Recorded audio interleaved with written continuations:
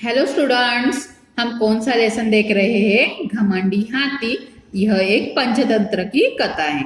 इसमें हमने क्या क्या देखा है कि हाथी को अपनी ताकत पर, यानी कि हाथी बहुत बड़ा जानवर होता है ना, सभी जानवरों से भी बड़ा, इसीलिए उसने जब अपनी परछाई पानी में देखी उस टाइम से उसे क्या हो गया है, अपनी ताकत पर सबसे बड़ा मैं हूं, इसीलिए वह अपने आप को क्या समझ रहा है, जंगल का राजा समझ रहा है। और इससे पहले कौन कौन मिल गया है कि उसे लोमड़ी, शेर और कौन मिल गया, भालू। और इन तीनों ने भी अपनी हार मानकर हाथी को जंगल का राजा कहा है। अब हम इसके आगे कौन हाथी को मिलता है यह देखते हैं और आगे क्या है यह भी देखते हैं।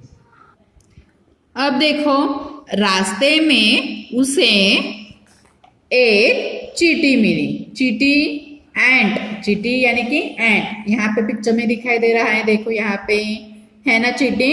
रास्ते में हाथी को कौन मिल गई, चींटी।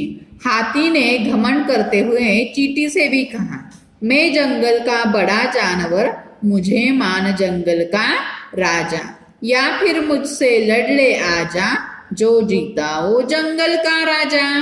देखो, इस तरह सभी को वह कहते आया है क्या, मैं जंगल का बड़ा जानवर, मुझे मान जंगल का राजा, या फिर मुझसे लड़ ले आजा, जो जीता वो जंगल का राजा। इस पर चींटी क्या कहती है, देखो चींटी ने कहा, इतना घमंड ठीक नहीं है, इतना घमंड ठीक नहीं है, मुझसे जीत कर दिखाओ। हाथी ने सूंड से चींटी को पकड़ना चाहा।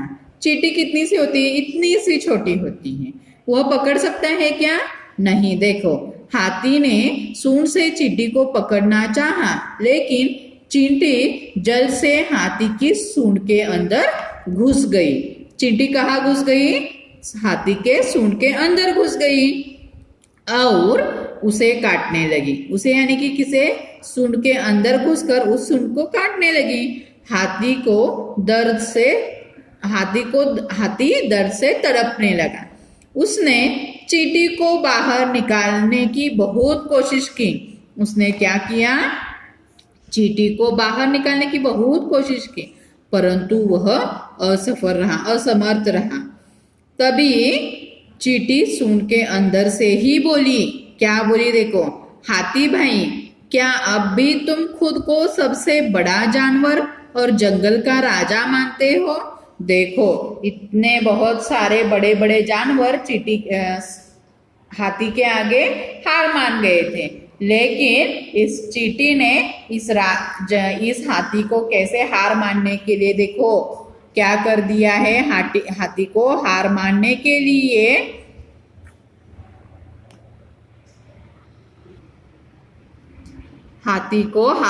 के लिए देखो कैसे एक कोशिश की हुई है।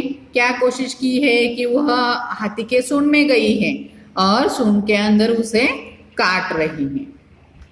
हाथी बोला, क्या बोला, चींटी रानी, मुझे माफ कर दो, मैं हार गया, मैं अब कभी घमंड नहीं करूंगा। चींटी सूंड से बाहर निकल आई। हाथी अपनी गलती पर पछताता हुआ सुंदरवन में चला गया और इस तरह नन्ही सी चींटी ने हाथी के घमंड को चूर चूर कर दिया। देखो यहाँ पे पिक्चर में दिखाई दे रहा है, ये हाथी कैसे हतबल होके यहाँ पे नीचे बैठा हुआ है ना, और यहाँ पे चींटी उसे बातें कर रही है। पहले घमंडी हाथी कैसे दिखता था, देखो इस पिक्चर में हाथी कैसे दिखाई दे रहा है, उसकी आंखें कैसे फाड़ फाड़ कर देख रहा है चींटी की तरफ, और यहाँ पे कैसे यहाँ पे नीचे पड़ा हुआ दिखाई दे रहा है। तो इस कहानी से, इस कथा से हमें क्या संदेश मिलता है, हमें घमंड नहीं करना चाहिए तथा किसी को छोटा नहीं समझना चाहिए। नहीं तो हम घमंड में क्या करते हैं, मैं ही बड़ा हूँ, मैं ही ज्यादा होशियार हूँ, ऐसे घमंड करते रहते हैं और आपका ऐसा घमंड चूर चूर हो जाता है। अब इस पर क्या है कि स्वाध्याय है, हम स्वाध्याय देखते हैं क्या है। देखो लिखित में पहला वाला प्रश्न क्या है, दिए गए वाक्यों में सही या गलत का निशान आपको लगाना है। पहला प्रश्न क्या है? हाथी को अपने ऊपर घमंड हो गया था। यह सही है या गलत है? यह सही है, घमंड हो गया था। ख दूसरा प्रश्न है, भालू हाथी से डरा नहीं बल्कि वह लड़ता रहा। भालू लड़ता रहा क्या? नहीं, चींटी लड़ती रही। देखो ये है गलत। अब तीसरा प्रश्न, शेर ने हाथी का घमंड चूर चूर कर दिया। किसने चूर चूर कर दिया? चींटी ने हाथी का घमंड चूर चूर कर दिया, इसीलिए यहाँ पे गलत निशान आएगा।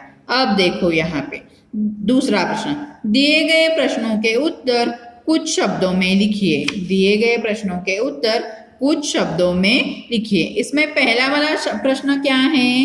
हाथी कहाँ रहता था? हाथी कहाँ रहता था? तो इस प्रश्न का उत्तर है हाथी सुंदरवन में रहता था। दूसरा प्रश्न है, हाथी को पानी में क्या दिखाई दिया? हाथी को दूसरा हाथी पानी में दिखाई दिया ना, उसे क्या कहते हैं? परछाई दिखाई दी। तीसरा प्रश्न देखो, सबसे पहले हाथी को कौन मिला? सबसे पहले हाथी को लोमड़ी मिल गई। चौथा प्रश्न, हाथी का घमंड किसने चूर चूर किया? हाथी का घमंड चींटी ने चूर चूर किया। यह आपको टेक्स्ट बुक के साथ साथ अपनी नोटबुक में भी कॉपी डाउन करना है। अब देखो प्रश्न क्या है अगला, दिए गए प्रश्नों के उत्तर लिखिए। यह आपको इन प्रश्नों के उत्तर अपनी कॉपी में लिखने हैं। इसके आगे क्या है? भाषा की दुनिया यानी कि ग्रामर। व्याकरण में क्या है? देखो, भाववाचक संज्ञा किसे कहते हैं? कौन, क्या था और मुहावरे। अब भाववाचक संज्ञा किसे कहते हैं? देखो, अच्छे व्यक्ति में अच्छाई का गुण होता है। अच्छे व्यक्ति में कौन सा गुण होता है? अच्छाई का गुण होता है। ऐसे ही भले व्यक्ति में भलाई का गुण होता है। अच्छाई और भलाई दोनों संज्ञा शब्द है। अच्छाई और भलाई क्या है? दोनों संज्ञा शब्द है। ऐसे संज्ञा शब्दों को भाववाचक संज्ञा कहते हैं। यानी कि क्या? बुराई, यह भी क्या हो गया? एक भाववाचक संज्ञा है।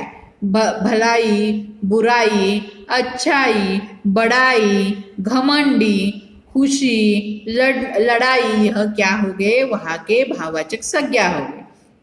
अब इसी के भाववाचक संज्ञा किसे कहते हैं? देखो, जहाँ पे देखो अच्छे व्यक्ति में जो अच्छाई के गुण होते हैं, भले व्यक्ति में भलाई के गुण होते हैं, यानी कि जो अच्छे बुरे जो गुण, ऐसे शब्द जहाँ पे दर्शाए हुए होते हैं उसे क्या कहते हैं? भाववाचक संज्ञा कहते हैं। इसी के आधार पर एक प्रश्न है, नीचे लिखे वाक्यों में रेखांकित शब्दों को भाववाचक संज्ञा में बदलकर लिखिए।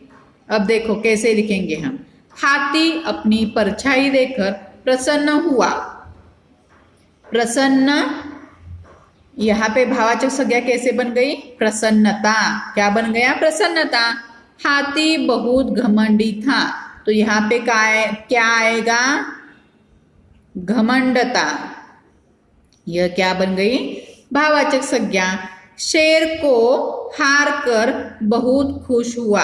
शेर को हराकर हाथी बहुत खुश हुआ, तो यहाँ पे भाववाचक संज्ञा कैसे तैयार हो जाए करेंगे हम? खुशी।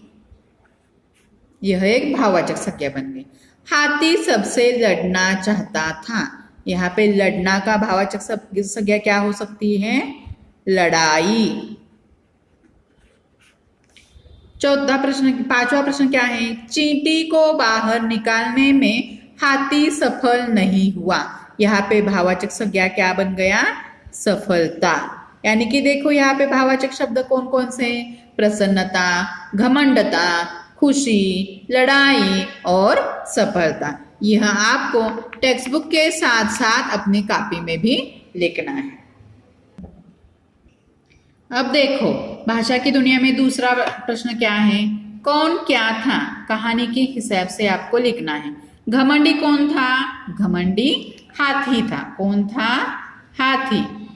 इसी तरह आपको चतुर कौन था और डरपोक कौन था, यह आपको लिखना है। कहानी के हिसाब से आपको लिखना है। तीसरा प्रश्न है, यह आपको टेक्स्ट बुक में भी और अपनी नोटबुक में भी लिखना है। तीसरा प्रश्न क्या है? फूला न समाना, यानी कि क्या होना? बहुत खुशी होना, जिसका अर्थ क्या है? बहुत खुश होना। इसका वाक्यों में प्रयोग कीजिए, यानी कि आप यहाँ पे क्या करेंगे? देखो, आपको कब ज्यादा आनंद होता है यह आपको वाक्य में लिखना है। हम जब मामा जी के घर जाते हैं तब हम फूला नहीं समाते हैं। जब भी दादा दादी लौटकर हमारे यहाँ आते हैं तब हम फूला नहीं समाते। परीक्षा में बहुत सारे यानी कि अच्छे गुण मिलने के बाद मैं फूला न समाया। ऐसे आपको वाक्य तैयार करके, कौन सा भी, जब आपको बहुत खुशी होती है उस टाइम का एक वाक्य यहाँ पे लिखना है, यानी कि क्या करना है? वाक्य प्रयोग करना है। लेकिन वहां पे खुश होना यह नहीं आना चाहिए। इसमें उस वाक्य में क्या आना चाहिए कि परीक्षा में अच्छे गुण प्राप्त करने के बाद मैं फूला न समाई, ऐसे लिख सकते हो आप। यानी कि आपको बहुत खुश होना उस वाक्य में नहीं आना चाहिए। फूला न समाना, यह जो शब्द प्रयोग जो है ऐसे आपको करना है। आपको क्या करना है? टेक्स्ट बुक के साथ साथ अपनी कॉपी में भी इसका होमवर्क करके उसके फोटो निकाल कर मुझे सेंड करने हैं। धन्यवाद।